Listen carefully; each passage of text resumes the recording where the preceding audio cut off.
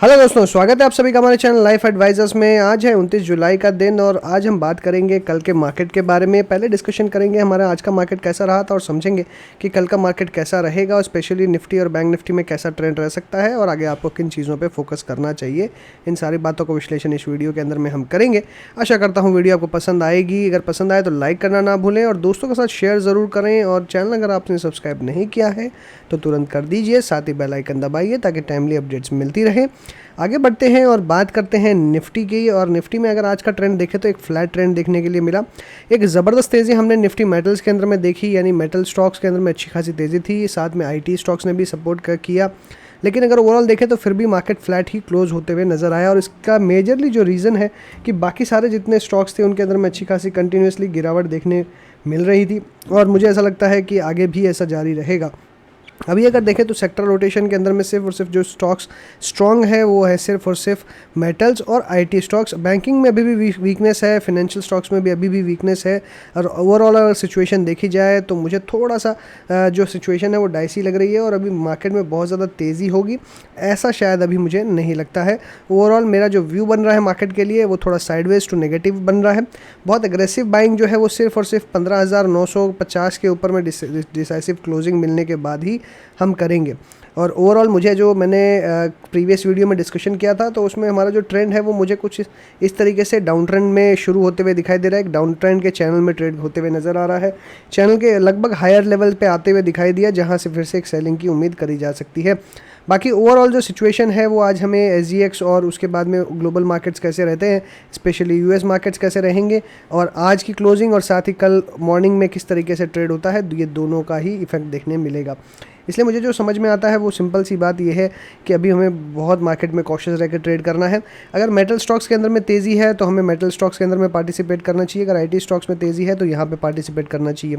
जिन stocks में bearishness है जैसे ऑटो सेक्टर और बाकी मिसलेनियस सेक्टर्स जो हैं उनके अंदर में अच्छी खासी गिरावट है, इवन फार्मा भी अभी नेगेटिव दिखाई दे रहा है, तो वहाँ पे हम सेलिंग करके चल सकते हैं। तो सेलिंग की अपॉर्चुनिटी भी है, लॉन्ग्स की अपॉर्चुनिटी भी है। और इसीलिए मैंने जो आपको बताया कि जो फॉलिंग चैनल है एक धीरे धीरे डाउन ट्रेंड में ही जाते हुए दिखाई देगा। एक तेज़ी से गिरावट होगी या तेज़ी से अपसाइड जाएगा, ये दोनों ही मुझे नज़र नहीं आता है। तो कल के अगर मैं लेवल्स की बात करूँ और आज के अगर बिल्टअप की बात करूँ तो हम ऑप्शन चेन बाद में स्टडी करेंगे। और आज के अगर मैं लेवल्स की बात करूँ तो आज एकदम फ्लैट ट्रेंड देखने मिला और जैसा हमें उम्मीद थी कि आज जो क्लोजिंग है परफेक्टली 15,800 के आसपास होती हुई दिखाई देगी, वही दी। हमारे रेजिस्टेंस लेवल के नीचे क्लोज हुआ है, साथ ही में 20 SMA के नीचे क्लोज हुआ है। तो अभी फ़िलहाल अगर देखा जाए तो वीकनेस बनी हुई है और ये जो वीकनेस है ये कुछ दिन और रह सकती है अगर 20 SMA के नीचे रहता है तो। और जैसे मैंने आपको फॉलिंग चैनल की बात करी, वो फॉलिंग चैनल का ट्रेंड आपको देखने के लिए मिल सकता है। तो इस चीज़ को थोड़ा सा हमें एक अच्छे पॉजिटिव वे में लेना पड़ेगा और करेक्टिव वे में लेना पड़ेगा, क्योंकि करेक्शन भी अच्छी है ताकि अच्छे वैल्यूएशंस पे आपको अच्छे स्टॉक्स मिल सके। तो खैर आगे बढ़ते हैं और कल के लेवल्स के लिए बात करते हैं। कल के लेवल्स की मैं अगर बात करूं तो कल मुझे ऐसा लगता है कि आपको कल भी एक लगभग फ्लैट टू नेगेटिव ट्रेंड देखने मिल सकता है।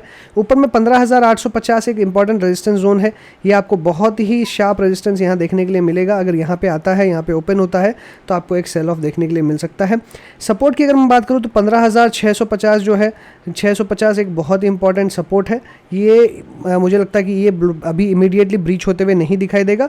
अगर जिस तरीके की सेलिंग ऐसे होते हुए दिखाई दी थी वैसा ही होता है तो अलग बात है। अदरवाइज मुझे लगता है कि 15,850 से 650 ये एक बड़ी रेंज में ट्रेड देखने मिल सकता है। अगर मैं ओवरऑल व्यू की बात करूं कि इस महीने कैसा रह सकता है तो इस महीने मेरा ये मानना है कि जो रेंज है वो नीचे की तरफ शिफ्ट होते हुए नज़र आ रही है।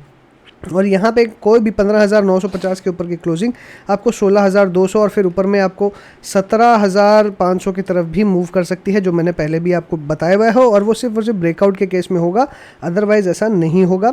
अदरवाइज़ नीचे के लिए कोई शार्प गिरावट होगी, एकदम क्रैश होगा, ऐसा कोई सिचुएशन नज़र नहीं आ रहा है। एक छोटे डाउन ट्रेंड के अंदर में स्लोली हम मूव कर सकते हैं एक चैनल के ट्रेंड में। जैसा हमने यहाँ पर किया था वैसा ही यहाँ पर फॉल हमें देखने के लिए मिल सकता है, लेकिन वो स्लोली होगा, एक ही दिन में नहीं होगा। इसलिए मेरा ऐसा मानना है कि कल की जो रेंज है 15,850 ऊपर में एक इंपॉर्टेंट रेजिस्टेंस है, यहाँ से सेलिंग करने के लिए मिलेगी। और अगर हम बाइंग अपॉर्चुनिटी की बात करें 15,650 ये हमारे बाइंग का लेवल रहेगा या हमारे इस लेवल के आसपास आते हुए दिखाई दे सकता है मार्केट। अगर मैं चैनल की बात करूँ तो मुझे लगता है 15,400 एक बेस्ट ऑप्शन रहेगा। 15,400 15,500 की जो रेंज है ये एकदम बेस्ट बाई का ऑप्शन रहेगा। हम इस जगह पर आराम से बाई करके चल सकते हैं। बैंक निफ्टी की अगर बात करें तो बैंक निफ्टी में ट्रेंड नेगेटिव ही है, और जैसा हमने पहले भी डिस्कशन किया था, आज भी अगर देखें तो इसने हाई ब्रेक नहीं किए प्रीवियस डे के, और लास्ट 3 दिन से इसने अपने प्रीवियस हाई को वायलेट नहीं किया है। और साथ ही अगर देखें तो ट्रेंड भी नेगेटिव दिखाई दे रहा है। क्लोजिंग 34,800 पे दिखाई दे रही है, सपोर्ट एक्जैक्टली 34,500 पे मिल रहा है। तो जो लेवल्स हमने डिस्कस किए थे 34,500 से लेकर 34,800 की अगर हाई और लो देखेंगे तो परफेक्टली 300 पॉइंट के अंदर ट्रेड करते हुए नज़र आया है, और ट्रेंड इसका अभी एकदम डाउनवर्ड मुझे नज़र आ रहा है, और मुझे ऐसा लगता है कि ये फिर 34,000 के आसपास भी आ सकता है। इसलिए मेरा अभी फिलहाल इसमें बेयरिश व्यू रहेगा। साथ ही यहाँ देखें तो एक नेगेटिव क्रॉसओवर है। नेगेटिव क्रॉसओवर के कारण आपको एक बाउंस बैक देखने के लिए मिल सकता है, लेकिन बाउंस में मुझे लगता है कि सेल का ही व्यू रहेगा।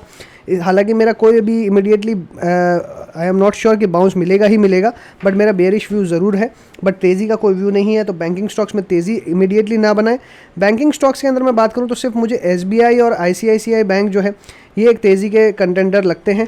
इसके अलावा बाकी पूरे बैंकिंग सेक्टर में, बैंकिंग स्टॉक्स के अंदर में बिकवाली का दबाव देखने मिल सकता है।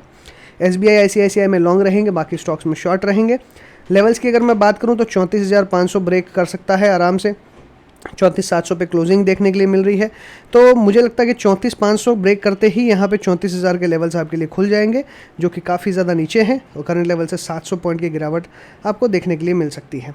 ये हो गए बेयरिश लेवल की बात। अगर मान लीजिए अगर ऊपर जाता है तो 35,000 एक इमीडिएट रेजिस्टेंस है, इससे ज़्यादा मुझे ऊपर जाता हुआ नहीं दिखाई देता। 35,000 मैक्सिमम अपसाइड, और डाउन साइड 34,500 ब्रेक करते ही 34,000 तक का इमीडिएट दरवाज़ा आपके लिए खुल जाएगा। 34,000 तक का बड़ा फॉल आपको देखने के लिए मिल सकता है। क्या हमें बाय करना चाहिए? मुझे लगता है डेफिनेटली अगर 34,000 के नीचे आता है, 34,000 के आसपास आता है, तो इस लेवल पे हमें बाय करके चलना चाहिए। फिर से एक बाउंस बैक देखने मिल सकता है, 34,000 पे बाय करेंगे। 35,000 या 34,800 के आसपास कहीं पे भी ओपन होता है तो हमें सेल करके ही चलना है। मंथली एक्सपायरी आज हो चुकी है, और ये नेक्स्ट वीक की जो ऑप्शन चेन यहाँ डेवलप हुई है मैं उसके साथ में आपके साथ में शेयर करूँगा। अगर मैं यहाँ पे सिचुएशन देखूँ तो 15,800 का जो लेवल है ये एक मेन फाइटिंग लेवल दिखाई दे रहा है, और वहीं पर अगर मैं ऊपर की तरफ बात करूँ तो ऊपर में काफ़ी ज़्यादा रेजिस्टेंस बनते हुए नज़र आ रहा है, और 15,800 ही एक इंपॉर्टेंट रेजिस्टेंस जोन है, और यहाँ पर सपोर्ट लेने का भी काम है। और नीचे में 15,700 का जो लेवल है ये भी एक सपोर्ट की तरह काम कर रहा है। बट ओवरऑल जो सिचुएशन मुझे नज़र आ रही है कि हायर लेवल से 850 के ऊपर में अगर जाते हैं तो यहाँ पे काफ़ी ज़्यादा रेजिस्टेंस है। तो 850 एक इंपॉर्टेंट रेजिस्टेंस जोन रहेगा ही रहेगा, वो यहाँ पे क्लियर कट हमें दिखाई दे रहा है। तो हायर लेवल्स पे हमें सेलिंग करनी है, यही व्यू बना के चलेंगे। और अगर हम यहाँ पे क्यूमुलेटिव ओपन पोजिशंस देखें तो 15,850 और इनफैक्ट इसके ऊपर में देखें तो 900 पे बहुत ज़्यादा शॉर्ट्स हैं, और साथ में 15,800 में भी बहुत एग्रेसिवली शॉर्ट्स अभी भी बने हुए हैं। नीचे में सपोर्ट डेफिनेटली ये बना है, लेकिन ये जो सपोर्ट देखें तो मेजरली आज ही ऐड ऑन हुआ है। इसका मतलब है कि यहाँ पे ये जो सपोर्ट बना है ये ब्रेक भी हो सकता है, और आप नीचे की तरफ मूव कर सकते हैं। इसलिए जो हमने लेवल्स डिस्कस किए 15,850 से लेकर 15,650 परफेक्ट नज़र आते हैं।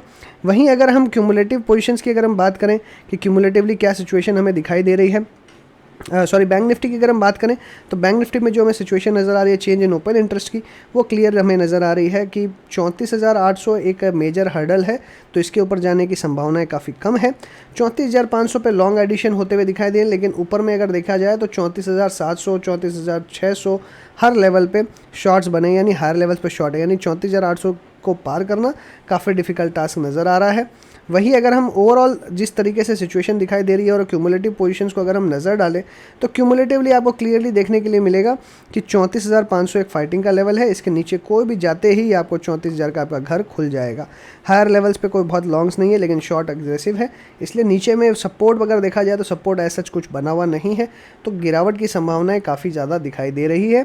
इसलिए हम यहाँ पे बैंक निफ्टी में कॉशियस व्यू बना के चलेंगे, तो हमें जहाँ पे सेलिंग का मौका मिलेगा सेलिंग करेंगे। SBI ICICI बैंक मैंने आपको क्लियरली बता दिया कि बहुत ही स्ट्रॉन्ग कंटेंडर है बैंक निफ्टी में, तो उन्हें लॉन्ग कर सकते हैं, बाकी स्टॉक्स को शॉर्ट करेंगे।